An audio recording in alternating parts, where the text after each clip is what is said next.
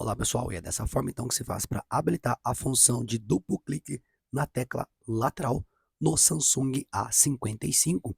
Para fazer isso, painel de configurações, recursos avançados. Chegando nessa tela, vamos tecla lateral, tá ok?